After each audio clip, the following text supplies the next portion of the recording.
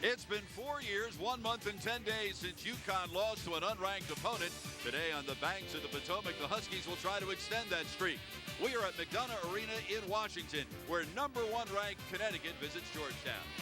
And a very pleasant good afternoon, everyone. I'm Bob Picozzi along with Megan Kumo. Thanks for spending your Super Bowl Eve with us. Losing Caroline Doty to a season-ending knee injury has left UConn without its second most accurate three-point shooter. But Megan, an injury to one player can mean an opportunity for another. Yeah, and that other player would be her roommate, fellow freshman Tiffany Hayes, who in a 14-game stretch this year only knocked in 1 3. Well, against Louisville, she had a career-high 6 threes, and in a 62-second span, she knocked in 3 daggers to put Louisville away. Now, they challenged her, and they said, we're not going to guard you, and she certainly made them pay. Georgetown's 13-7, scored only 39 points Tuesday night against Pitt. No player in Hoya's history has a higher career three-point shooting percentage than Carrie Houlihan. Yeah, she's shooting 41% from behind the arc this season, 4th in the Big East. But this young lady is a part of a very, very young team. They're without their leading scorer here. They've got 7 freshmen and a deep bench, but with those 7 freshmen, you got to hope ignorance is bliss here for the Hoyas. His first game was November 23rd, 1985 against Iona. Today will be Gino Auriemma's 800th game. The opening tip is next. Bob Picozzi and Megan Kumo back in Washington, all set for the 45th meeting between UConn and Georgetown. Let's check out the starting lineups first for the visiting Huskies. Maya Moore is in the top 10 in the Big East in 8 different categories, including scoring, rebounding, and assists. And for the hometown Hoyas, junior Shanice Fuller is 6th in the Big East in assists. She needs only 4 more assists to move into the 10th spot on the Hoyas career assist list. UConn coached by Gino Auriemma. Gino is the 8th winningest active coach in the country. He is a 7-time Big East Coach of the Year. And his counterpart this afternoon is Terry Williams-Flanoy, who's in her 5th season as the head coach at Georgetown. It is her first head coaching job. First time UConn has been here in a couple of years. Bill Titus will toss the ball up between Tina Charles and Crystal Hatton. Also working the game are Norma Jones and John Orminski, and we're underway from Washington. UConn 20-0, following Auburn's loss to Georgia on Thursday. The Huskies are the only one of the 328 Division I schools in the country who are undefeated. Nice backdoor cut and a layup for Crawford. What a great first possession, Meg. Well, that's that ignorance is bliss I was talking about. These kids just come out, and Terry told me before the game, they just need to play their game. There they were aggressive, great back cut. 32, Kalena Green has it taken away. The steal by Fuller. Green nearly got it back, but it's the first turnover for the Huskies. Quickly down low, it's Hatton, and she took 1 step too many and is called for the travel. There, Hatton got a little bit ahead of herself. She was pretty wide open down there. But Terry has her team here prepared and ready to play. Playing today without their arguably best player, Jaleesa Butler, who sprained an ankle after playing only 9 minutes in the loss to Pitt on Tuesday. She's not even in uniform today. Dixon penetrates and then threw it right through the legs of her high school teammate, Tina Charles. Yeah, you got to penetrate and get behind that pressure, but got to try to not throw the ball at your center's knees. Right.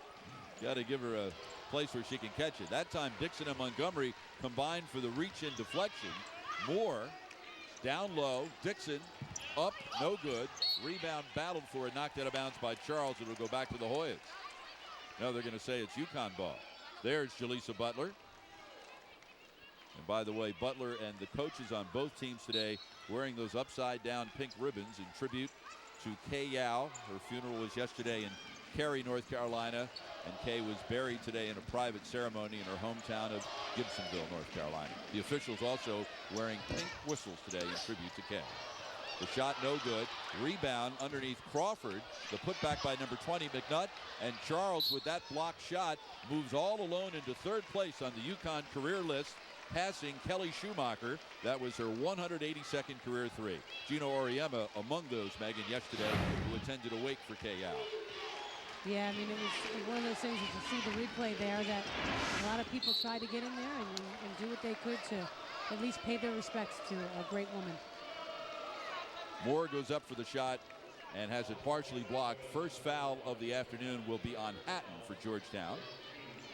And that will send Moore to the free throw line. Moore has just been, Megan, stunningly consistent the other night against Louisville. Talk about filling up a stat sheet. 27 points, 11 rebounds, 4 assists, 3 steals, 37 minutes. I was joking with Georgetown coach Terry Williams-Floyd before the game, and she's like, what are you doing? I mean, like, how do you stop this kid? I said, and on top of it all, Terry, she's really nice. Moore last year a first-team All-American as a freshman and a preseason first-team All-American choice entering her sophomore year. 20, Monica McNutt gives the ball to Hatton, and she's called for travel again. Twice she's put the ball on the floor, and both times it's called for the walk. Dixon will walk it up. After this afternoon, UConn will return home to host Rutgers on Tuesday night at the XL Center at 8 o'clock. Scarlet Knights 4-3 in the Big East, following a big win the other night at Notre Dame. Cross-court pass deflected out of bounds by the Hoyas right in front of the UConn bench. And our first substitution of the game, we'll see number 12, Tia McBride, enter for the Hoyas. What I love about this Georgetown team, and Terry Williams-Flournoy really has this group gelling well. They're picking each other up. They're doing the kind of stuff that UConn fans are used to seeing the Huskies do. Moore up high, inside, out of the hands of Charles, and stolen by Houlette. Second turnover for UConn, and Georgetown turns it right back over. Green on the floor, held ball, arrow pointing toward UConn. And they are working on Crystal Hatton's lower left leg on the far side. She departed when McBride entered. And Georgetown can ill afford to lose another starter, Megan, with Butler not playing today. Oh, gosh. I mean, thankfully they dressed 13 players. They're going to need them all today. 7 of them are freshmen. Moore up top. Gives to Montgomery. Down low Charles. This time she catches it and is bumped as she goes to the hoop and will go to the line to shoot a couple. And there was a Gino Auriemma show that aired before this game. And one thing Gino said is shots like this, yes, she did get fouled. And that's an example of that's what has to happen. There she got fouled really hard, so it'd be difficult to complete that shot and get herself to the line for the old-fashioned three-point play. But those are the only 2 options that could happen when Tina Charles gets the ball. Either she scores the layup or she gets herself to the foul line. Foul was on Fuller, her first 2 in the team. Hatton is back in there. They worked on her, and then she actually rode the bike for a little bit. And then she comes back in the game, replacing McBride. What did they do back in the days when they didn't have those bikes on the sideline, huh? That's probably my day, aging myself. Houlette quickly forecourt McNutt, and Dixon stole it from behind. Dixon tries to push the pace, finds Montgomery. Montgomery all alone is Grain inside. Gorgeous what a pass. What a pass. And then the nice finish by Kalena Green. Big East leading 110th assist for Montgomery. Huskies by 2. We've played 3 minutes. UConn has won its last 21 meetings with Georgetown. Beat the Hoyas last year 80-48 at Gamble Pavilion. Houlette on the switch, guarded by 6'4" Charles. Shot clock down to 4. Houlette hoisted over Dixon. Oh, that looked good. That was right in front of us, Bob. And as soon as it left her hand, you could tell it was going in. Team leading 36-3 for Carrie Houlette. Georgetown by 1. Montgomery for 3. Long rebound on a hop to Dixon along the baseline, and she is bumped by Houlette, her first, and number 3 on Georgetown. So the Huskies will inbound baseline, coming off the dismantling of Louisville the other night. A 30-4 run, which began late first half, turned a close game into a blowout. Moore, deep 3, in and out. Rebound, Kalena Green. Back out to Montgomery, and she'll be called for the travel. And she looked at the official like, what, are you crazy? So it will go back to the Hoyas, who are 3-4 in Big East play, and in the middle of one of those typical Big East murderers row schedules. Terry Williams-Flournoy's club lost to 24th ranked Pitt Tuesday. They're playing number 1 UConn today, and they get number 25 DePaul on Wednesday. Yeah, when it rains, it pours. And Moore absolutely picked Fuller's pocket and then hits the reverse layup. Wow. In basketball speak, that was nasty. Moore has cracked the top 10 in the Big East in steals.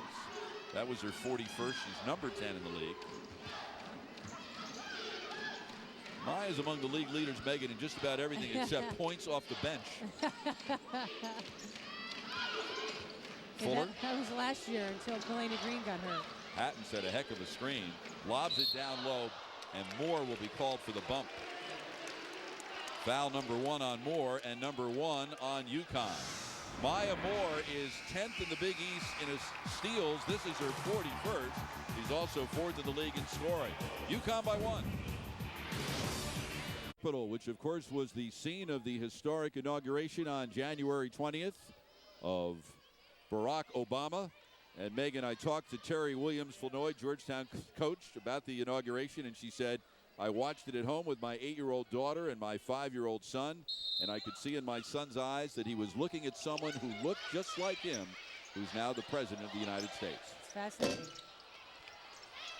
Off the inbound pass, the rebound by Tiffany Hayes, who is checked into the lineup for UConn, replacing Kalena Green. Also, Kylie McLaren is in for Tina Charles. This is Hayes. On the right to Dixon. Tries to penetrate the zone and is called for the travel.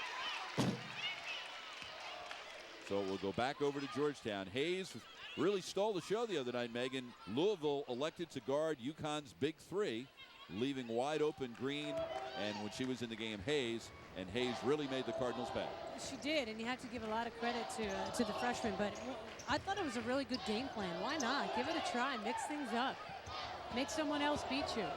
Number 3, Ruby Lee Wright in for the Hoyas, and also number 5, Adria Crawford back in the lineup, and she's called for the travel. And that's when you learn how, if you're a good team or a great team, and if you can have players step up, different players night in, night out, to seal victories, well, then you become a great team. And here's Hayes' first launch of the day. No good. Rebound inside Hatton, knocked away by McLaren, and it will go back to the Hoyas. Of course, Kylie McLaren playing in her hometown today for the second time in her career. Yeah, she's got a slew of family and friends here. What was it, 50-some-odd tickets? That's the estimate we heard, 50 family, relatives, and friends. She actually went to Our Lady of Good Counsel High School in Olney, Maryland, but she makes her home here in the District of Columbia. Crawford in the lane, and it's blocked by Moore. Here's Montgomery, has Dixon to her right, finds her in the open floor. She went right around right, fell to the floor, no foul. And here's Wright headed the other way. Fuller with McLaren's hand in her face. Rebound to number 5, Crawford. There's a reason that Georgetown has out-rebounded 14 of their 20 opponents, is because they go to the glass. McLaren with the steal. The pass to Moore was deflected out of bounds by Houlette, who hustled to break up the transition opportunity. These kids hustle. They hustle, they play hard, and they attack the glass. And that's a mentality, attacking that offensive glass. Kalena Green back in for UConn, replacing Dixon. So that means that Hayes will, in this group, be the number 2 guard on the floor. UConn without Caroline Doty, trying a number of combinations, and this is one of them. Montgomery to Moore at the high post. Cross court, Green for the wide open look. Rebound Wright, ahead to Fuller. Montgomery is back. Fuller tries to beat her off the bounce. Rebound knocked out of the hands of Hayes and put right back up and in by number 12, McBride. And it was knocked out of her hands by, I believe, Kylie McLaren's head. Georgetown by 1. UConn averaging 88 points a game, has just 6 after 7 minutes. You got to give Georgetown a lot of credit. They're playing really good defense here. McLaren goes to the basket. And while Hatton got a decent amount of the ball, she got enough of the body as well. She also got her second foul and 4 on the team. So to the free throw line will go McLaren, who of course is getting an opportunity to see more minutes because of the injury to Doty. And Gino Auriemma said Kylie's very good for a big player at seeing what the other team is doing and taking advantage of it. She's really an excellent passer, Megan, when facing the basket. I mean, she's got such great vision, and she's got great hands. And she just knows the game so well, and she sees the plays developing. And it's good to see Caroline Doty healthy enough in the process, the long process of her rehabilitation, to travel with UConn on this trip to Washington this weekend. Yeah, and which is so important, for her sense of belonging to the team. It's bad enough she can't play anymore, but at least she can travel. But notice she sits behind the bench because it's too dangerous. In case someone comes running over, it could knock into her knee. McBride with the miss, Hayes with the rebound. UConn tied at 7, 12:40 to go. McLaren double teamed, then wisely stepped toward the basket and does a nice job of drawing a bailout foul. This will be number 5 on Georgetown. I've just been really impressed with Georgetown's defense, making it difficult for UConn to get in any sort of flow offensively. Second foul on Fuller, who will depart. And back in the lineup is Houlette for Terry Williams-Flanoy, who actually began her coaching career as an assistant here at Georgetown under Pat Knapp and was on the Hoyas bench when they made their only NCAA tournament appearance in 1993. Montgomery around the green screen. Down low McLaren for the little jump hook. Boy, she's got a lot of fans here. And maybe the loudest ovation of the day thus far. A nice mini jump hook. Imagine if she gets a little hook like that in her repertoire. Tia McGee with the jumper in her first basket of the afternoon. She's one of the 7 Georgetown freshmen. Green tied at 9, 8 minutes gone. Down low McLaren, double team, puts it on the floor and hits the reverse layup. She had a terrific game, Megan, when she played here in Washington 2 years ago as a freshman. 6 points, 8 rebounds off the bench. Yeah, it's like a home game for her. Another steal by Moore. Let's see if Houlette can stop her. Moore tries to find Hayes. Great deflected hustle. Out of bounds by McGee. Yeah, great hustle by McGee. So the Huskies find themselves in a bit of a tussle in the first 8+ minutes. Kylie McLaren has made her presence felt off the bench. It's UConn by a pair.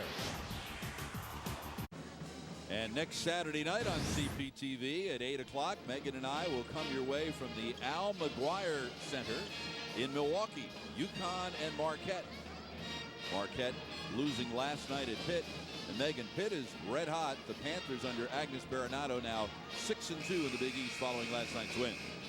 Agnes has got this team playing so well, and she's got them believing in Pittsburgh.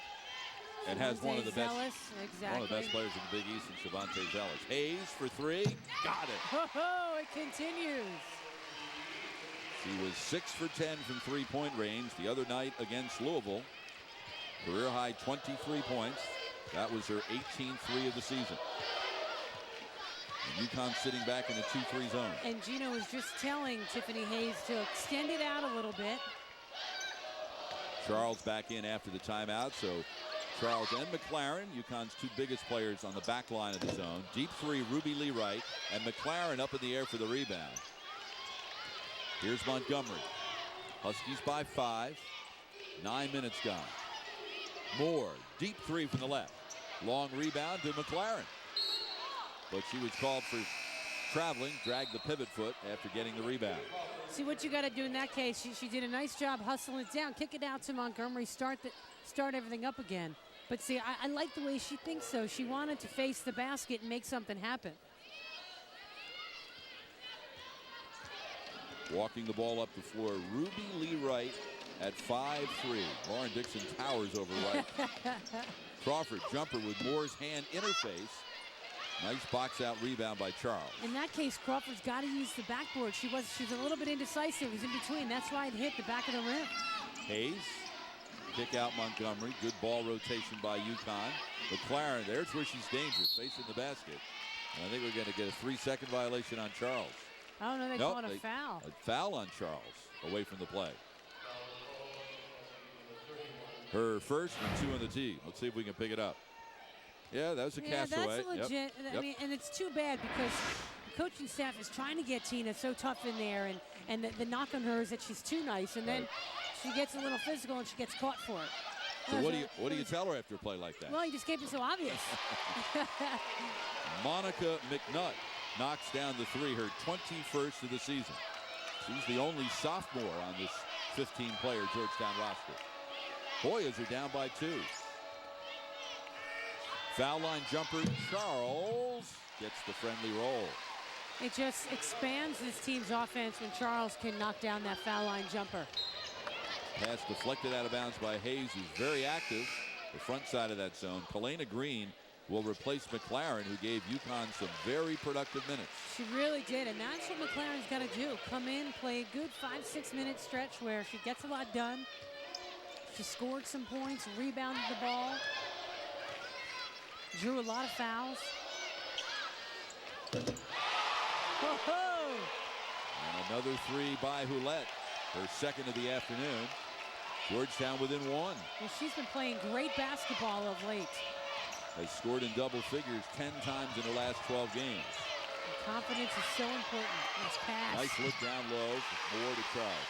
There was an example, Megan, of Georgetown pressuring the ball at midcourt, and UConn had a man advantage closer to the basket. Absolutely, and they changed sides of the floor, and then the pass was perfect inside, away from the defense. Ruby Lee Wright goes around the Crawford screen. Rebound Moore. She's the second leading rebounder in the Big East.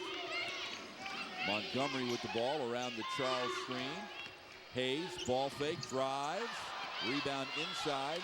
Coming away with it is Georgetown, and here's Wright. Wright tries to take it right to the rim and does a nice job of drawing the foul on Hayes. Number 1 on Hayes and number 3 on the Huskies. Well, earlier when I said, you know, you hope ignorance is bliss for Georgetown, all that means is they're so young. You hope that they're not really thinking about, you know, that UConn is the number 1 team in the country. They got nothing to lose. Come out and play basketball, and that is exactly what these young kids are doing.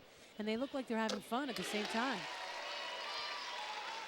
Terry Williams-Flanoy told me, I like our versatility at a few spots. We are more athletic than we ever have been, and we play hard. But she says it's a struggle. It certainly wasn't her plan to have this many freshmen on the team. But through the departure of a couple of players, she said we got to field a team. And so we will be better off down the road because of the experience they're getting in their first year. Oh, absolutely. It's baptism by fire. UConn by 1, 8.5 remaining first half. Montgomery, nice roll to the hoop by Green, and she will draw the foul on McGee, her first and 6th of the team.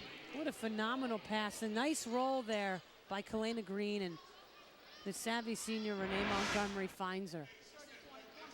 So Green will go to the line. She has not spent much time there. Only 22 free throw attempts this year, and that no doubt a byproduct of the torn ACL. And she was more of a slasher before the injury, but Megan, do you see with each passing game her getting a little more of the flexibility and quickness back? Yeah, I think she's getting more and more comfortable. You know, the joke that Gino Auriemma has with her is that she thinks she's a three-point shooter. She thinks she's money, so she's settling for more outside shots where she's got to do what she's best at, and that's slash. UConn with a full court zone trap. Georgetown beats it easily. Huskies by a pair. They are 38-6 against Georgetown in this series, which began in 1982. Charles will give McNutt all kinds of room out there. Hulette, down low, Crawford blocked by Charles, her second. Montgomery ahead, beautifully thrown, nice catch by Moore. What I love about that play by Maya Moore, number 1, great pass from Montgomery, but she caught it like a tight end, and then jump stop, gathered herself, and went right up to finish. 4-point lead. Wright goes around Green, then pulls up, tries to shoot over Charles, and gets it. Great play by Wright because she did not let Kalena Green get established to double team her here at half court. But how could she see the rim with Charles' hand in her face? Tina Charles is doing some quick, 13 inches taller. Down low, Charles spins and is tied up. And a nice job by McNutt to avoid the held ball. Wright's done a good job of really quickening the pace for Georgetown. Yeah, and she's doing it in a way that's under control. She's playing Fuller on the bench with 2 fouls. Third three of the afternoon. And you knew when she caught that ball, even though she was about 5 feet behind the line, right in front of the Connecticut coaching staff, she knew it was going in. Georgetown by 1 with 7 minutes to go in the half, and coming right back is Hayes with her second three. Well, Hayes is just playing with a bucket full of confidence right now. Georgetown, are you surprised, Megan, at Georgetown, the frequency at which they're pushing the ball up the floor against the UConn team, which they know is much better? Roulette is unconscious. Well, you know what? They're playing their game, and Terry Williams-Flanoy told me beforehand, you know, we're not going to change our game. We're going to do what we do. And they got 13 players. They got a lot of young kids. They got good energy. Why not play at a fast pace? You got plenty of bodies to come in. Roulette with 4 threes. Charles is fouled by McGee. Let me get this straight. The crowd that's booing doesn't think that was a foul? Roulette hitting threes from all over the place. She's got a dozen points from the three-point line. Boy is by 1. Well, Georgetown by 1, 6:20 to go in the half. And Megan, sometimes a hand in the face isn't enough to stop a great shooter. No, I mean, and certainly when you're playing with a heck of a lot of confidence, as Carrie Roulette is, she is feeling so good. Look, she even gets knocked down, doesn't matter. She's 4 of 5 from behind the arc here this afternoon, and she's got such a sweet stroke, and she's got that mental edge right now that she feels it every time she shoots it, it's going in. She's 4th in the Big East in three-point shooting percentage at 41.2, and is Georgetown's all-time career leader in three-point shooting percentage at 41.7. Now, and could you imagine if she had played here all 4 years? She's, you know, a senior, but she's a junior college transfer, so she really, this is only her second year here. Charles makes the first free throw. She's got 6. Roulette played her first 2 years at Panola Junior College in her native Texas. She had 103-point field goals in those 2 years. McLaren back in for the Huskies, replacing Charles. And this time down, UConn does not exert the full court pressure.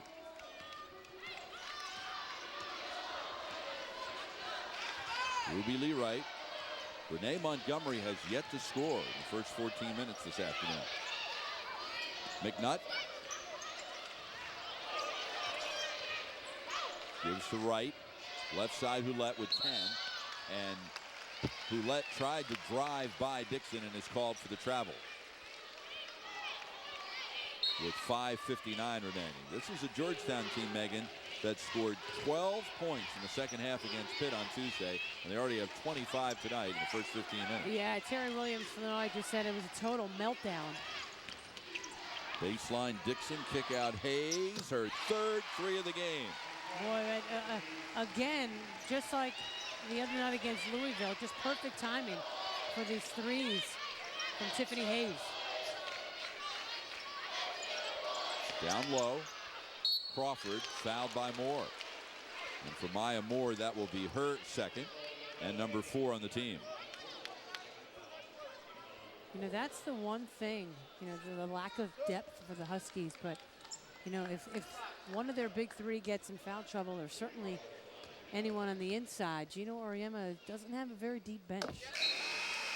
Crawford knocks down the shot. And Moore, with the 2 fouls, will sit down, and Charles will come in. So, you know, people watch UConn. They watch how well they played against ranked teams like North Carolina and Oklahoma and Louisville. And some suggest, well, they can't be beaten. Well, sure they can be beaten. And they're most vulnerable in a game where one of their top players is in foul trouble. Well, here we go. Maya Moore has 2 fouls and probably won't play the last 5 minutes of the half. And this is when you learn about your team. Dixon is called for the way. For the travels. Thought she was bumped by Crawford. I would definitely say that the bump caused that walk, but Bill Titus, one of the best officials in the game, let it go. There's a look at Maya, who played 37 minutes against Louisville the other night. Not accustomed to spending time on the bench in a close game.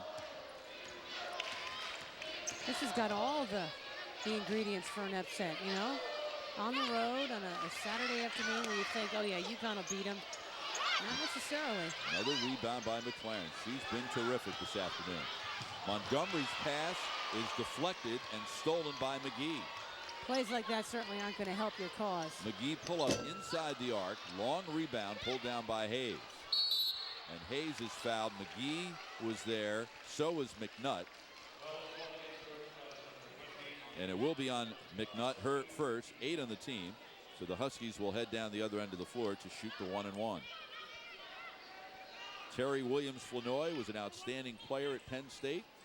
Her teams played in 3 NCAA tournaments during her 4 years there. And before coming to Georgetown as a head coach, Megan, she spent 2 years as an assistant at the time it was called SMS. Now it's Missouri State. And both times the Lady Bears went to the NCAA tournament. Of course, Missouri State is the school that was made famous by Jackie Stiles, who led them all the way to the Final Four. That was that miracle run. Boy, could she score. She could shoot. Anywhere on the floor. 4.5 remaining first half. UConn by 4. And we're going to get a traveling violation on Wright. Green back in for the Huskies, replacing Dixon. Now, do you think Gino Auriemma is substituting as much tonight in an effort to keep the limited number of players in his rotation fresh, or because he sees something doesn't like, get her out of there?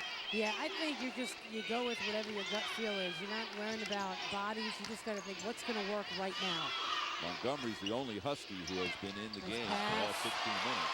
It was a gorgeous feed, and Charles lays it in for her 6th and 7th points. 6-point UConn lead at the 4-minute mark. Georgetown has to be careful here. This is exactly at the point of the game where it got away from Louisville the other night. And having said that, Montgomery with the steal, Poulette with a great hustle play to prevent the breakaway layup. That's what I love about this Georgetown team. Something will happen badly for them, and then they'll hustle and do something to make it right again. UConn's been a tough out on the road. The Huskies have won 82 of their last 91 away games. They're up 6. Sounds a bit sinister to me. UConn by 6. The last time UConn lost to Georgetown was on February 27th, 1993. It was at Gamble Pavilion.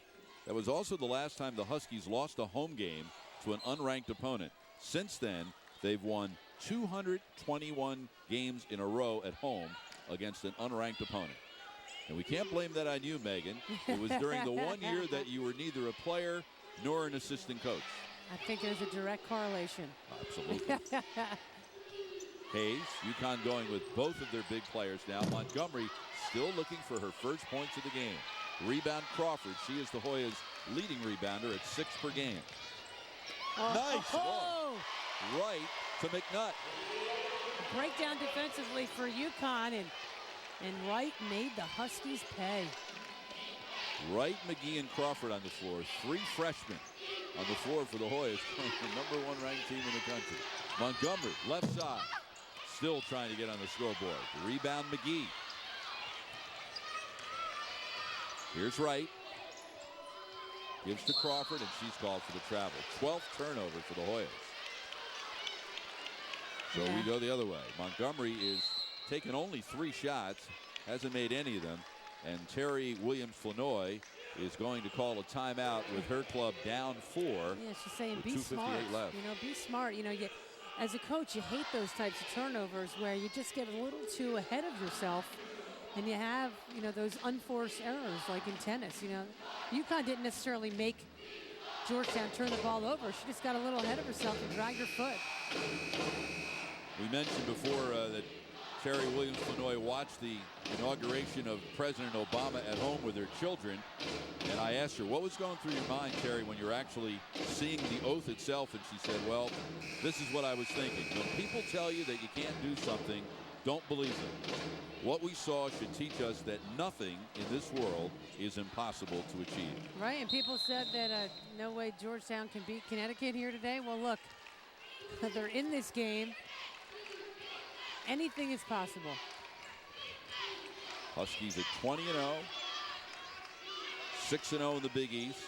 All alone in first place, handing Louisville its first league loss on Monday night. McLaren, nice look down low to Charles for the left-handed layup. The key against this 3-2 zone is you got to get the ball in the middle. Every time you get the ball to McLaren in the middle of the lane, she turns and faces, and she creates havoc in there for Georgetown and usually finds Tina Charles. Charles' 18th double-figure game of the season and the 12th turnover for Georgetown. So we go the other way. All right, explain to me, why is McLaren so effective playing at the high post facing the basket? I mean, there are a lot of players who have an opportunity to make plays from there. Why is she successful at doing it? Well, first of all, she can score, so she's always a threat, and you have to respect that. But equally as important, she's a phenomenal passer. So if the defense does converge on her, she will find the open player. Renee Montgomery with a chance for a 4-point play. She buried the three, and with that basket, she passes her assistant coach, Shea Ralph, and is now the 8th leading scorer in UConn history with 1,679. How about she hadn't scored yet in the game, hadn't gotten on track offensively, and then not only knocks it down, but gets knocked down and converts the free throw for the 4-point play. Shea's yelling at her, how dare you pass me? How about respecting your elders? So Renee Montgomery now 8th on the all-time list at UConn. Her first points of the game, and she got 4 of them in one fell swoop. 10-point lead. The steal by Green. Driving on Meredith Cox, the up and under move. And that's that athleticism, that slashing type of play that is vintage Kalena Green. You know, she's not the three-point shooter, but the stealing the ball in the defense, getting up the court with the ball and finishing on the offensive end. That's Kalena Green's game there. The nice steal, nice anticipation, and then picking up the ball. There's another nice head fake like we talked about the last broadcast. Up to get the defense off their feet and go by them for the easy bucket. And what did we mention a few moments ago? Georgetown needs to be careful because it was at the same point in the game where the Huskies really began to blow out Louisville. Well, look at this. It's a 12-point lead and an 11-0 UConn run. And it happens that quickly against this team. And all it takes is 1 or 2 defensive stops. You know, the big 4-point play by Renee Montgomery. And this is where the young team for Georgetown has to be very careful. Because while your inexperience can help you to not think about necessarily or worry about playing against the best team in the country, you know, being young and inexperienced, when you start to see the score slip away, you got to be careful that it doesn't keep slipping.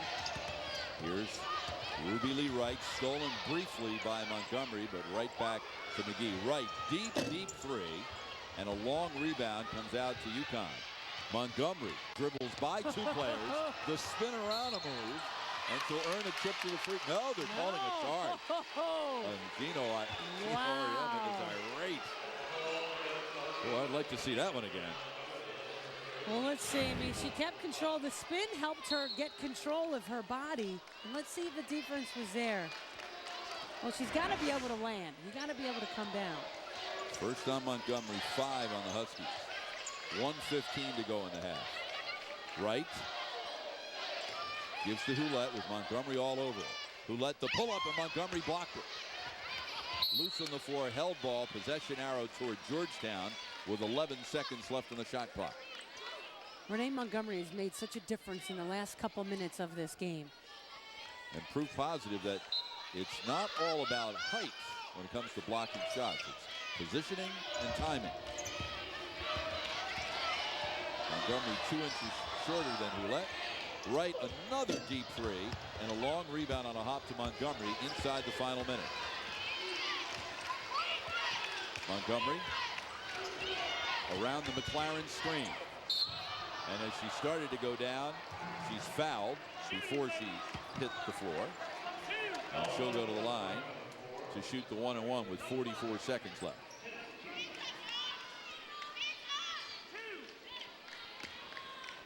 Second foul on Hulett. And number 9 on the Hoyas as Montgomery knocks the first free throw down. With Doty out of the lineup, Megan, whenever the game is close like this one, Renee Montgomery's not going to come out of the game, is she? No. And this is where, you know, you say you, as a kid, you just can't get tired.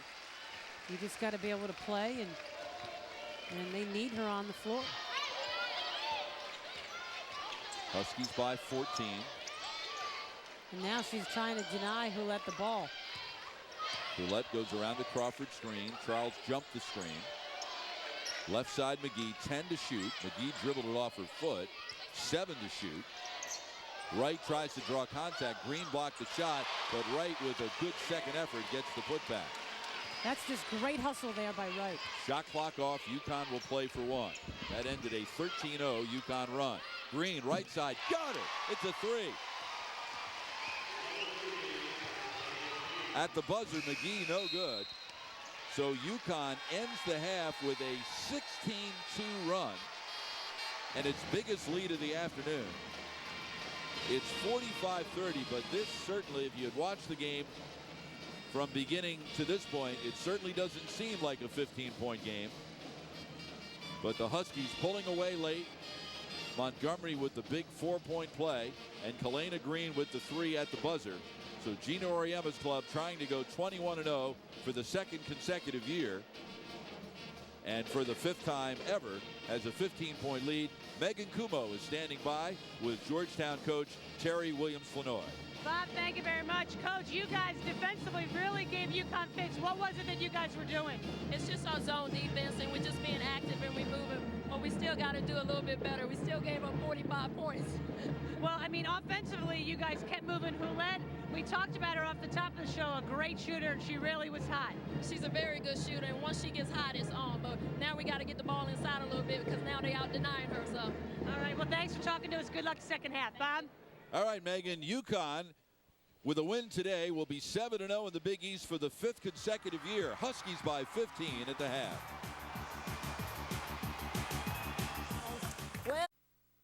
Thanks to a 16-2 run to end the half, UConn leads Georgetown by 15 at halftime. Welcome back to Washington. Bob Picozzi along with Megan Kumo. And Megan, you know, there's a lot of talk in this town about an economic bailout plan. I don't know about that, but UConn got bailed out by its bench in the first half. They sure did. What was it, about 15 points that bench scored? And Kylie McLaren had some big minutes, and Tiffany Hayes knocking down those threes. You know, and that's what you need on days where, you know, Maya Moore had 5 points in that first half. Renee Montgomery struggled to get going, you know, not until late, and Maya didn't play the last couple minutes with those two fouls. These guys needed that bench to do exactly what they did, and that's what great teams do. Let's take a look at the first half highlights, and Carrie Hulette certainly kept Georgetown more than hanging around. She scored 12 points. We talked about her in the open. She was 4 for 5 from three-point range. The other end of the floor, Tina Charles, 4 for 4 from the floor. She had 11.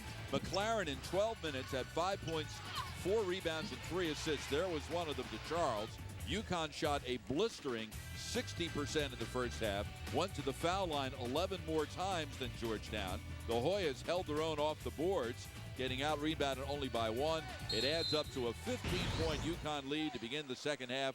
And Maya Moore, who was limited to 15 minutes because of foul trouble, does begin the second half in the lineup. There's Moore to Dixon. Kalena Green. Moore, a deep three. Can't get it to fall. And the rebound off the hands of Fuller and out of bounds. Two Hoyas collided, and it will go right back to the Huskies. Now, as that shot was in the air, I thought, wow, if this goes in, that doesn't bode well for Georgetown.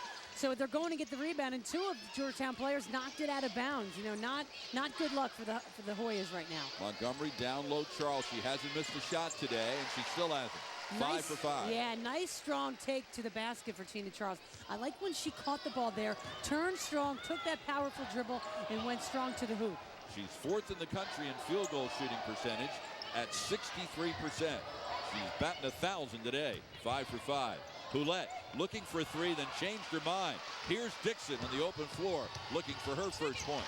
Good team defense. Maya Moore stepped out to stop Hulette with the ball off that screen.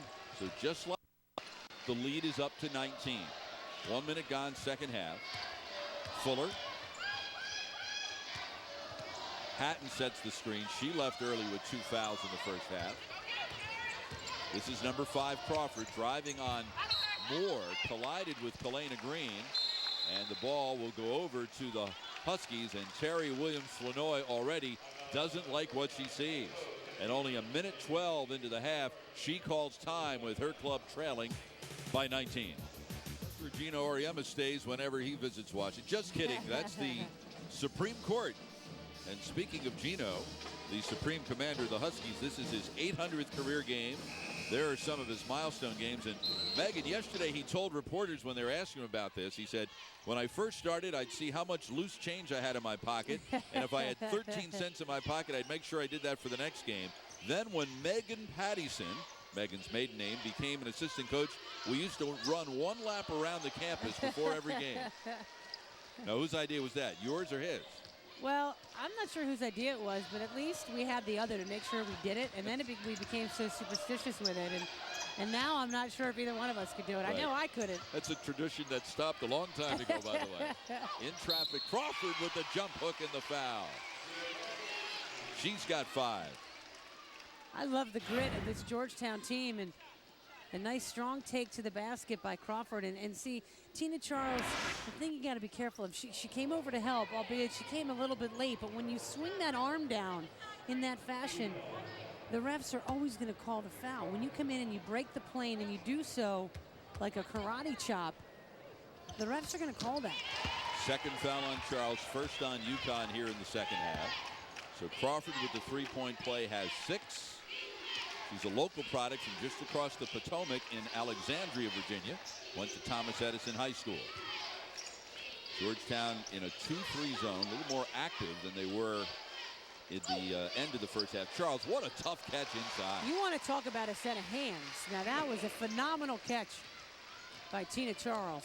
6 for 6 from the floor, 15 points for the mid-season nominee for the Naismith Wade and Wooden Trophy. Right, and not only did she catch it, but then she gathered herself and with the left hand finished. Fuller loses the handle. Dixon pushes the pace, sets up Montgomery for 3. Air ball, but it's last touched by Hatton of Georgetown. And Renee just kind of punched herself on top of the head like, whoa. And that was exactly what you wanted. You know, there Dixon dribble penetrating on the break, the defense pulling back in the lane and then kicking it out, and Montgomery missed it all. Montgomery penetrates. Up top it's Moore looking for 3. Halfway down it goes, rebound Monica McNutt. Gives to Hulett, and here comes the Hoyas down 18, 2.5 gone, second half. Down low, Hatton wants to work her way on Moore. Rebound Charles. Here's Montgomery, 3 on 3. Montgomery the pull-up 3. And rebounded by Fuller. UConn's spacing was off on that transition opportunity. Right side, McNutt couldn't catch and shoot. Maybe a little too quick. Yeah, I don't think Georgetown wants to get, I mean, they want to keep the tempo, but they don't want to go that fast. Dixon does, though. Finds Green inside. Rebounded her own miss. Montgomery does a nice job of just drawing the foul. I don't even think she was looking at the basket when she launched that one. I think that was the S in horse. Well, it's got to go in for that. Foul was on Fuller, her third. 1 on Georgetown. In the first half, Montgomery had 5 assists, and by doing so, she moved ahead of Pam Weber into 4th on the all-time UConn assist list. So 1 by 1, Megan, Renee is climbing the ladder, the career ladder, in so many key categories. She's not done yet. Establishing herself as one of the great guards in UConn history. I know the only thing she wants is that ring on her finger, which has eluded her so far. Moore rebound the missed free throw. Montgomery with the putback. Important for her to make that shot because a lot of Renee's shots that she's been missing, they haven't been pretty misses, and there are pretty misses and then there are some ugly ones, and she hasn't had great shots here tonight, even missing free throws, which, it seems that she never misses free throws. Well, Wright dribbled right into her teammate, Hatton, and Dixon comes away with the ball and is shoved. Second team foul on Georgetown and the 3rd personal on Hatton. Now, are they going to call that a shooting foul? She never did get the shot off, but they're not going to say she was in the act of shooting. So UConn will inbound baseline. Hatton sits down with her 3rd foul. Green to do the honors. Huskies have opened up their biggest lead of the afternoon. It's now at 20. This is the final day of January, and UConn has won 22 straight games in January. Green threw it right into the hands of McNutt, who was tied for the team lead in steals. Nice look. Crawford misses the easy shot. Montgomery is tripped, and the foul will be called on number 5, Crawford, her first, and 3 on the Hoyas. Hayes back in for UConn, replacing Green. The last time UConn lost in January was January 15th, 2007 at North Carolina. Since then, 22 in a row. Hayes, who had 10 first half points off the bench. Montgomery to Charles inside, and that won't count as a missed shot because she was fouled on the play. Third foul on McGee. See the attention to Montgomery. And you see the foul, but see there, I just think Tina Charles is so good and so big and so strong. For her to catch that ball, she's got to turn harder to the basket. I'd like to see her get more offensive fouls. Turn strong with that lead left elbow, turn into the defense, and go to the basket with authority. Don't be content to just turn and shoot. Charles with the 2 free throws has 17 points. She's averaging 16 and a half, tied with Renee Montgomery for 9th in the Big East in that category. Boy, has Tina Charles improved her free throw shooting, Bob. She's improved a lot of things in this her senior year. Now what the Huskies want to look for is some more consistency. Montgomery with the reach-in foul. That will be her second and 2 on the team. UConn looking to go 21-0 for the 5th time in school history. Well, after a masterpiece against Louisville on Monday night, it took UConn a while to open things up here.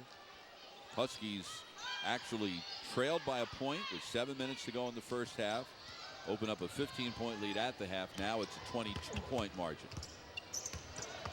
McGee gives to McNutt. Jumper no good. Moore went down hard. Montgomery got the rebound, and the foul will be committed by, I think, McGee. I was really impressed with Maya Moore on that possession because she kept Adria Crawford on her back, and Crawford is 4th in the Big East with 4 offensive rebounds a game. The kid crashes the boards, and I thought Maya Moore did a phenomenal job of keeping her on her back all the way to falling on the floor. Foul on McGee, her 4th, so she'll sit down. 5 team fouls on the Hoyas. Hatton back in the lineup with 3 fouls. Moore has only scored 5 points today. She has scored in double figures in all but 2 of her 58 career games. Montgomery with the right side jumper. You know, something we haven't seen in a while, Bob. We've seen Renee take a ton of threes this year. Nice job that time with the pump fake, dribble to the right, knock down the easy 2-pointer.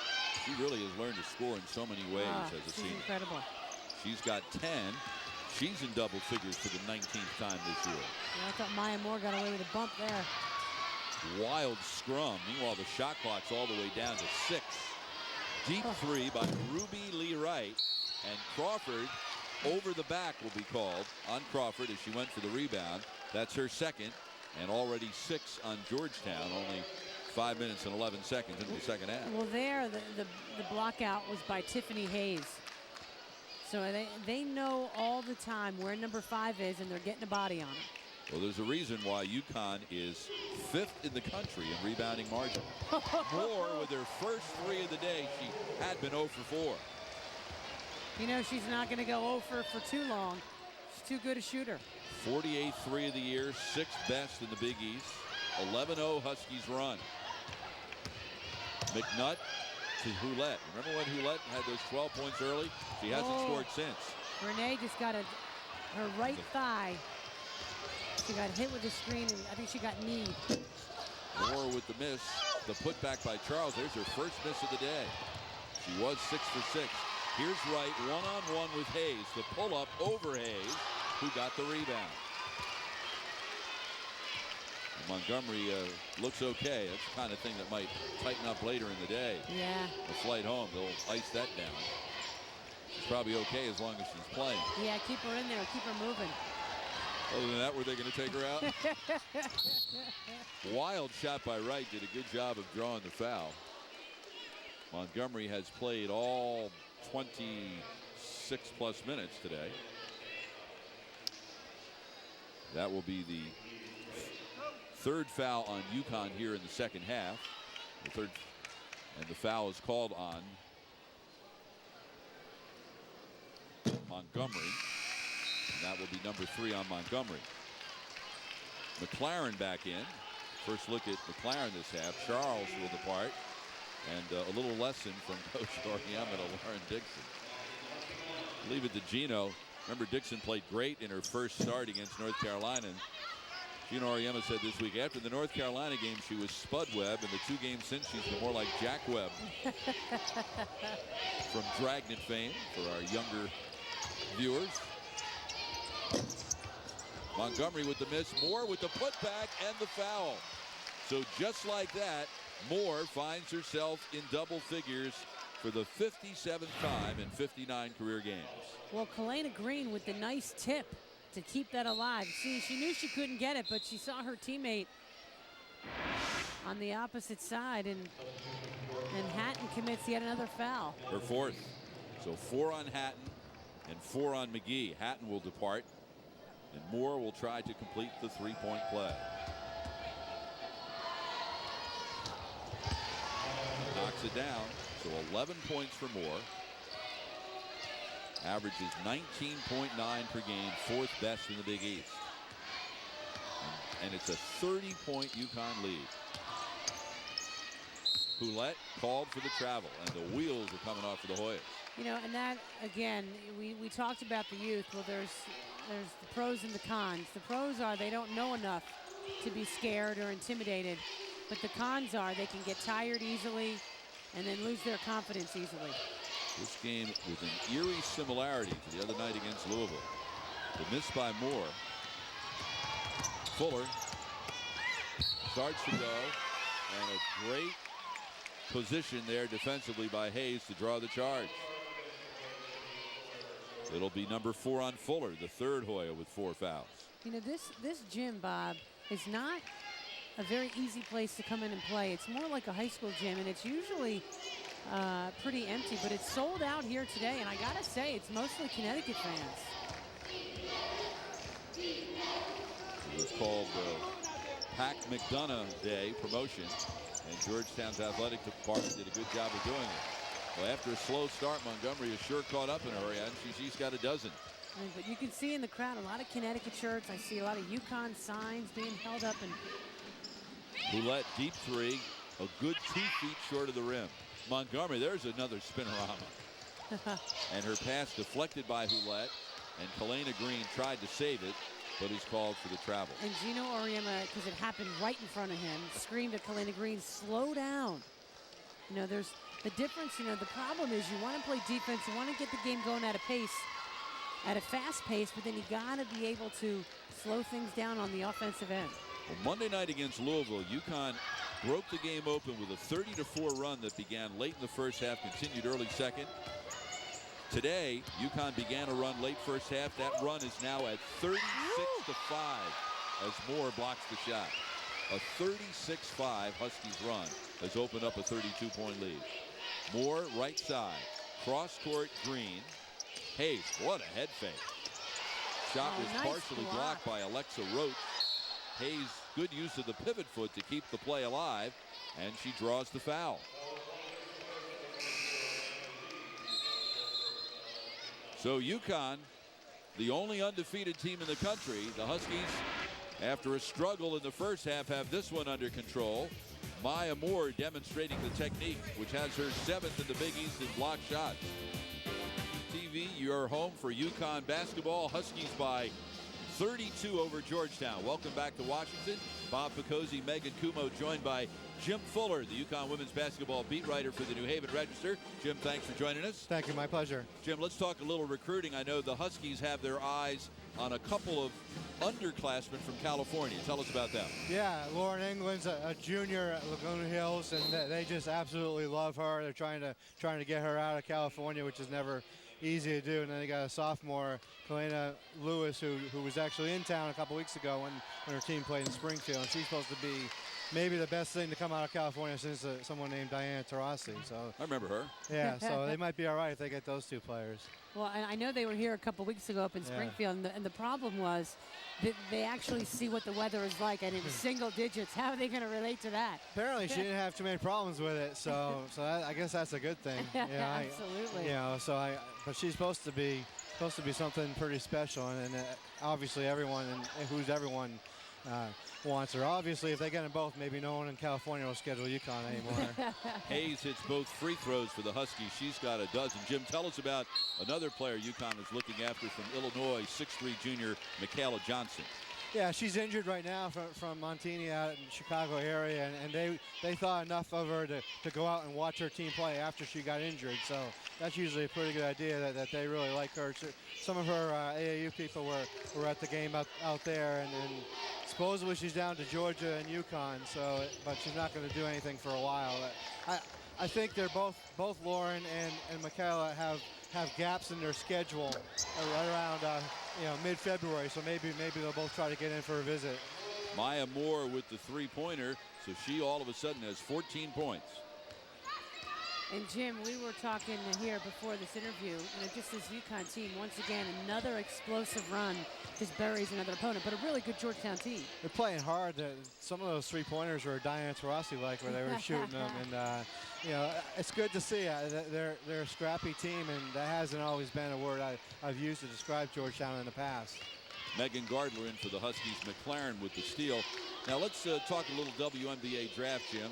Most observers seem to think that Angel McCautry of Louisville, who played at Gamble Pavilion Monday night, would be the leading contender to be the #1 pick in the draft. What do your sources tell you? How high is Renee Montgomery likely to go? Well, there was some rumbling that she would go 2 overall, but then Washington just traded for Lindsey Harding, so I think they're pretty much good at point guard. I think there's a really good chance she could go to Chicago, the 3rd pick. That they have Dominique Canty at point guard. I don't think that's quite the answer if you want to make a run at a WNBA title. I think Renee Montgomery with the Sylvia Fowles and the rest of those guys would be something special. Foul's going to be called on Kalena Green for the Huskies. Are you impressed, Jim, with just the way Renee Montgomery has flourished into the player that she is? I don't know if anyone expected her to be as good as she is when she was a freshman. Yeah, I wasn't covering her when she was a freshman, but I'm impressed with the dimensions of her game, and she keeps adding. And I think she seems this year, this is her team, and she's not afraid of offending anyone. So she's clearly taken this thing over, and the way she plays is the way the team plays. And I think that's a tribute to her and to her teammates for letting her do that. Absolutely. Well, Jim, it's the first time that Caroline Doty's been able to travel with the team since she underwent the surgery for the torn ACL. What do you hear about her recovery from that? How early do they really start rehabilitating those knees? They're already doing some stuff, just stretching and things like that. The fact that she had the surgery really quickly will help her. It's usually about 8 or 9 month process, so I would say there's a good shot she'll be ready to roll come November for sure. Foul on Kylie McLaren. That will be #1 on Kylie. And a nice homecoming for Kylie, Jim. She's played really well in that first half. I thought they needed a spark because Maya and Renee were a little off kilter, and I thought Kylie came in and really gave them a lift in a lot of areas. We're talking to Jim Fuller, the UConn women's basketball beat writer for the New Haven Register. Huskies have opened up a 37-point lead on a Georgetown team that actually had the lead with 7 minutes to go in the half. Deep three by Hulette, her 5th of the afternoon. What a sweet stroke. Yeah, no hesitation on her. She's got 15. Of course, you keep your eye on everything that's going on in the Big East, and as UConn makes its way through the schedule, they're almost halfway through the schedule. One of the hottest teams in the league, and the Huskies will see them soon, is the Pitt Panthers. They beat Marquette last night, and all of a sudden, Pitt is 6-2. Yeah, and obviously Zealous is a first-round pick for sure, and it'll be interesting. I'll be curious to see them play, how they'll match up inside with UConn. They certainly have the athletes on the perimeter to make life difficult, but can they deal with Tina and Maya and deal with that? They haven't been able to do that in the past, even when they had Walker. So that'll be pretty interesting. 14 points now off the bench for Tiffany Hayes. This is Hulette to McNutt. Gets the screen by Roach and then use the glass, and will never admit that that's probably not what she wanted to do. At this stage, she'll take it. One last question for you, Jim. Rutgers, of course, plays a very, very tough non-league schedule, and they suffered a couple of losses and some surprising losses in the league as well. They had an impressive win the other night at Notre Dame, and they come into Hartford unranked on Tuesday night. How do you How dangerous do you think the Scarlet Knights are at this point in the schedule? Well, they won't be unranked by the time the game's played, I'm sure. But, yeah, I think they're very dangerous. They have the ability to spread the floor with their perimeter players, and that's where UConn struggles sometimes. Kia Vaughn seems to love playing UConn for some reason. Can't play against anyone else but UConn, but when she plays UConn, she looks like an All-American. So I hope it's a game. I think they need a game. They need someone that's going to make them win a game rather than just roll over when they play them. Have you been surprised at how UConn, even against, the Oklahomas, North Carolina, they've just destroyed teams? I am surprised. Definitely, the North Carolina, I was disappointed because that was just a bad job on their end. Oklahoma, I didn't think was a very good matchup for Oklahoma. They're trying to run with UConn. That's not going to work. Suicide. Yeah, that's crazy. But Louisville, I thought would be a little bit closer. But you keep saying that. I don't think there's anyone else outside Rutgers the rest of the way until the postseason that's going to give them a fight. Notre Dame's gone in the opposite direction, and Marquette's not anywhere near the team they were 2 years ago. So hopefully Rutgers will make them sweat a little bit.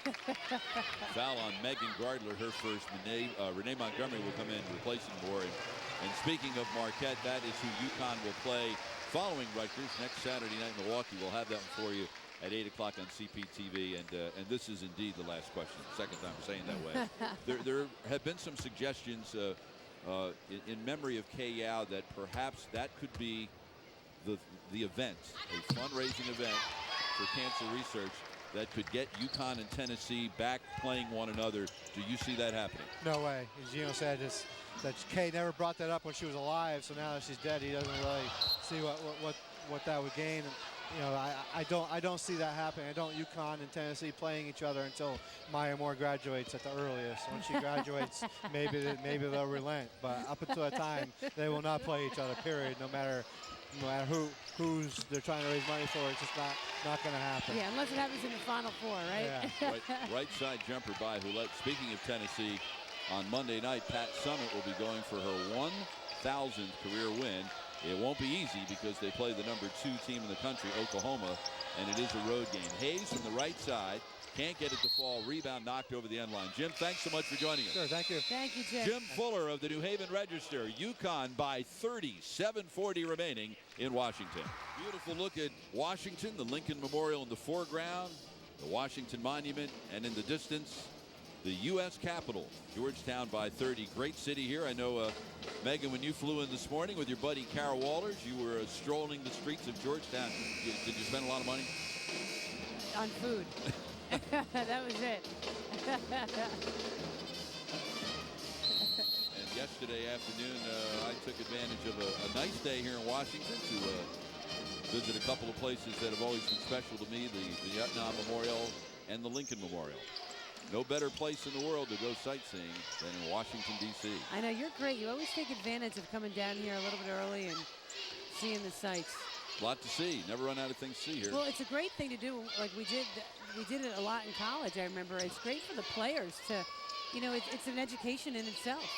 Montgomery goes around the screen by Tahira Williams. Hayes kept the rebound alive to Gardler, and a fresh 30 on the shot clock for the Huskies. Montgomery's pass inside, stolen by Alexa Roach. Hulette, another deep three, her 6th three of the day. Here's just, a note to UConn. Guard number 4. Yeah, number 4 You is might want to a get a hand great in her face. three-point shooter. You may want to keep her from launching anymore.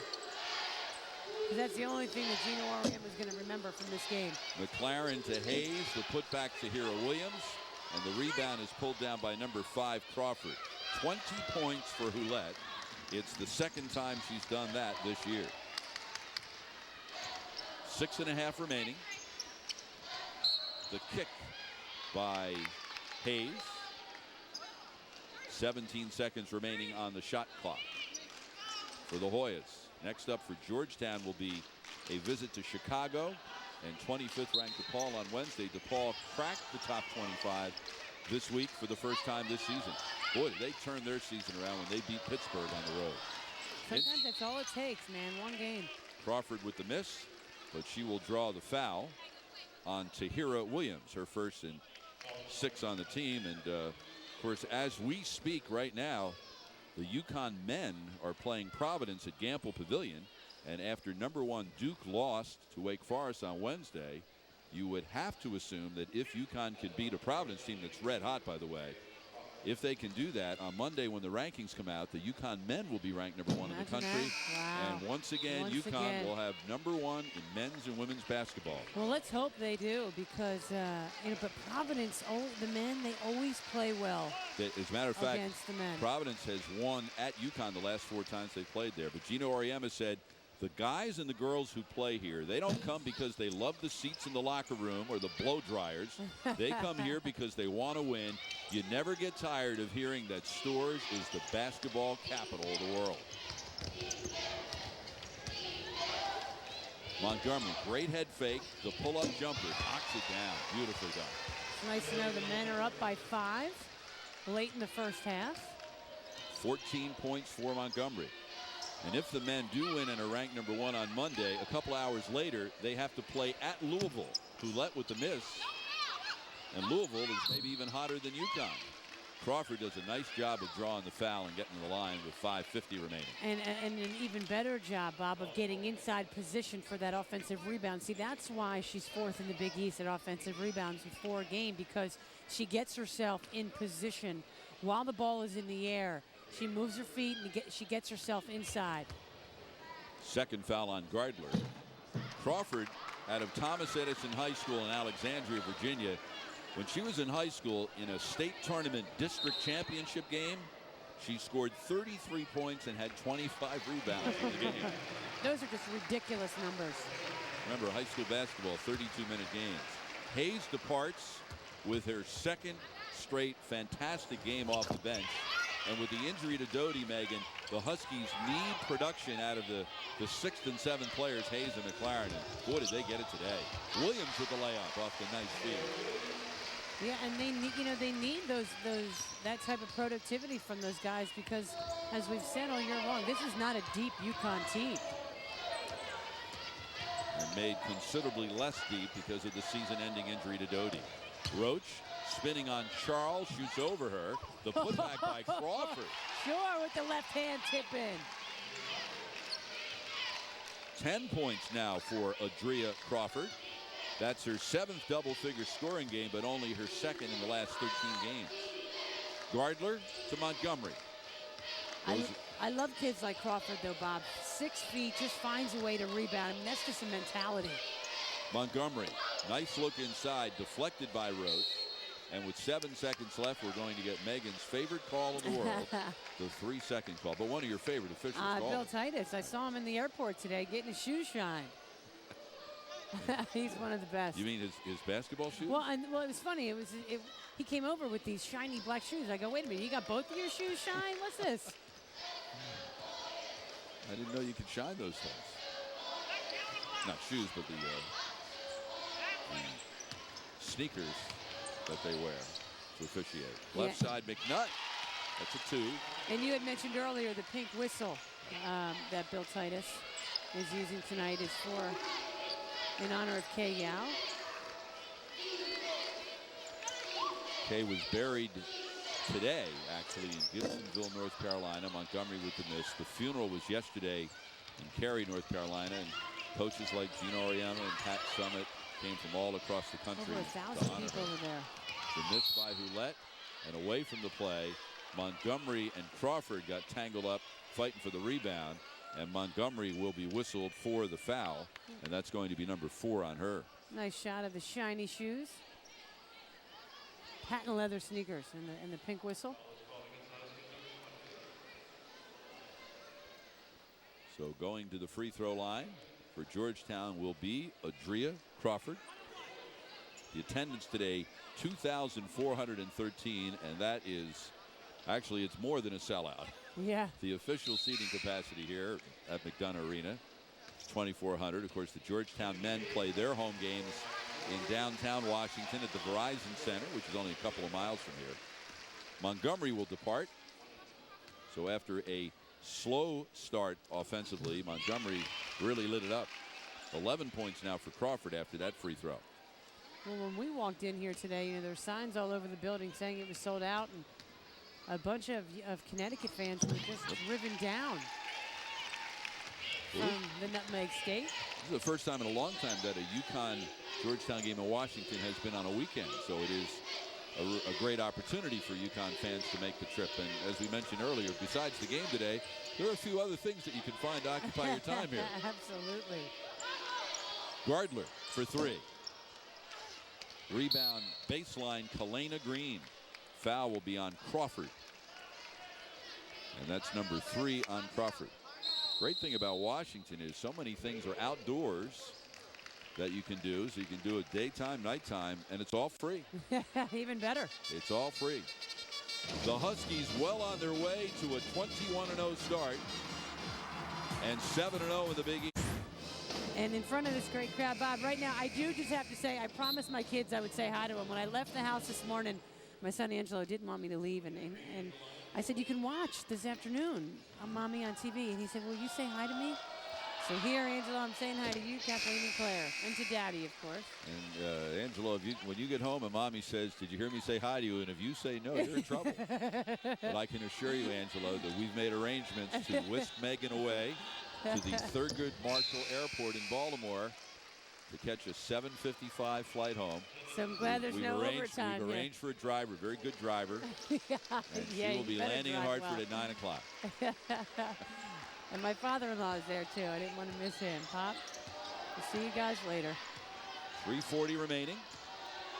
Shanice Fuller back in the lineup. Number 13, Jackie Fernandez is checked in for the Huskies. Fuller. Shot clock down to 10. Entry pass deflected by Charles, stolen by Williams, who will put on the brakes, get it into the hands of Hayes. So Fernandez will be the point guard with this unit on the floor. Charles the only starter. But I like Tina Charles working hard in there in the lane. Williams, cross court Fernandez, shot clock at 8. Fernandez pass to Charles, deflected. Charles gets it back, misses the shot inside, and then hustles to pick up the loose ball. And a Georgetown player is down. Looks like Hulette. Oh, my goodness. And she's grabbing her left ankle. It is Hulette. And the crowd is hushed. Carrie Hulette, a 5'9" senior from Houston. Played at Cypress Springs High School, then spent 2 years at Panola Junior College. So it's a good sign that she's up so quickly. No one likes to hurt an ankle, but it sure is better than a knee. Oh, you saw it go over. Oh, you hate to see that. I'm not looking at this one. And especially, you know, and I know Terry Williams-Flournoy is, you know, certainly hoping for the best, but you think, gosh, I could have gotten her out of there sooner. Well, I'm sure they'll ice that up right away. We won't see her in the last 2:55, and a lot of times when you put the ice on it right away, it can do wonders. Georgetown does not play again until Wednesday. Again, playing today without leading scorer Jaleesa Butler, who injured her ankle. There's Jaleesa, junior from St. Louis, in the Pitt game the other night. And they're also playing without Beata Vidding, who actually severely sprained her ankle in, of all things, a game day shoot-around before the Marquette game 2 weeks ago. You hear about knees so often. This is the first time in a while I've heard of 3 ankle injuries. Well, tough catch by Hayes, who then threw it off a Georgetown player. You know, we see all the pink ribbons. Now look at Chris Daly's ribbon. She has a little sticker, and I told her I was going to sell her out because she didn't want to pin on the other ribbon because it's a brand new silk shirt. There's an upset that Chris would be wearing a silk shirt, huh? She says she's got the whole NCAA crew absolutely in fits, but at least she's taught all of them that, you know what, I'm not going to pin these things on. Like in the NCAA tournament, they have to pin things on. She said, no way, I'm not going to do that to my clothes. So thankfully she had that ribbon in her folder. You know, Emma once said that Chris has the valet service for Lord and Taylor. They call her and say, when would you like us to come pick you up, Miss Daly?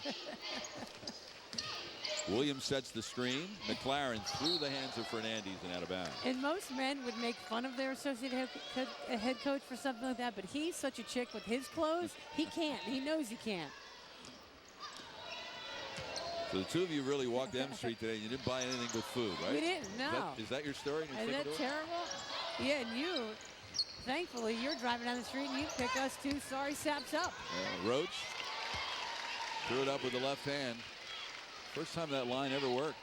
Hey, you want to ride? Never worked before when I was in high school. Fernandez to Gardler. Yeah, but you never figured it would be a 6 foot and a 6'8". Yeah, two of you were easy to spot. Fernandez to Gardler on the right. Up top, Hayes. Shot clock down to 10. Boy, Georgetown playing very hard for a team so hard. losing by 24 with a minute 34 left. She's done a great job with these guys. Shot clock down to 2. Gardler has to let it go and does. Air ball, shot clock violation. So a very good defensive set for the Hoyas. Georgetown, the 11th least experienced team in the country. That's based on the number of years of service, and they have 7 players on the team who don't have any years of service as their freshmen. McGee with the pull-up. Rebound baseline Fernandez, but she carried it over the end line with 1:11 left. This Georgetown team is going to be a very, very good team in the years to come. And do they have a bunch of All-Americans? Not necessarily. They got a bunch of, honorable mention, Sporting News All-Americans, but foul on the floor here, I think, on, who was that on? Gardler, I think. Gardler. It'll be her third. But Terry Williams-Fenoy, she's got a group of kids who are athletic. But this is the key. They play hard, and you can tell there's an energy about this group. They do the things, and I alluded to this in the first half, that they do the things that UConn does. You're used to seeing the Huskies pick each other up when they fall down, and when one kid goes diving on the floor, there's 4 others there to pick him up. Those are the little things that you see, and that to me makes huge differences with the way you play and the energy with which you play. Crawford 1 for 2 from the line as we hit the 1 minute mark. Fernandez to Tahira Williams. Right side Gardler. Down low McLaren to the cutter Gardler, and she is fouled by Crawford. And that will be number 4 on Crawford. And Gardler will go to the free throw line for only the 7th and 8th times this year. Lauren Dixon will come back in for the Huskies. So once again, next up for UConn, Rutgers, Tuesday night in Hartford, 8 o'clock. And our next CPTV telecast 1 week from tonight in Milwaukee. UConn and Marquette at 8 o'clock as McLaren leads. Yeah, I've never been to Marquette. I have never been to the state of Wisconsin. It's the only state east of the Mississippi that I've yet to venture to. History will be made on Saturday. Oh, yeah, I'm sure they'll have a big sign welcome to me. Gardner will be called for the inadvertent trip. And the best thing about that, not only was reaction. Gardner's reaction, but Bill Titus's reaction was like, come on, I got to call this. I don't want to call this. I got a flight. It was almost like I got to get to Purdue for a game tomorrow. Come on. It's almost like 48 seconds left in the game. You're going to do this? And that's why I love Bill, because he's such a regular guy. And his son is now officiating Big East games. We've yet to run across him, but I'm sure he'll be a great official like his father. Roach with the miss, 6-foot freshman from Belmore, New York. Missed nearly all of last year, her senior year in high school, with a torn ACL. Misses both free throws, but Crawford runs down the rebound. Nice to see Crawford back in the game. McGee with the left side 3, freshman from Jenks, Oklahoma. Which I have to say, I lived there. You When I did? was in 1st and 2nd grade, went to Jenks Elementary School. I didn't know that. As the Huskies played Oklahoma earlier this season when the Sooners were ranked 4th. The best game of Renee Montgomery's career. She had career high 30 points and a UConn record tying 13 assists. Hayes with the miss. Rebound will come down to McGee. Shot clock is off. 12 seconds left of the game. McGee another 3. She knocked down 2 threes in the last 2 possessions. And UConn will just put the ball on the hip and will get out of town with win number 21. So Gino Auriemma's club has won its 23rd straight game in January, its 29th consecutive regular season win, its 105th consecutive win against an unranked opponent. And for the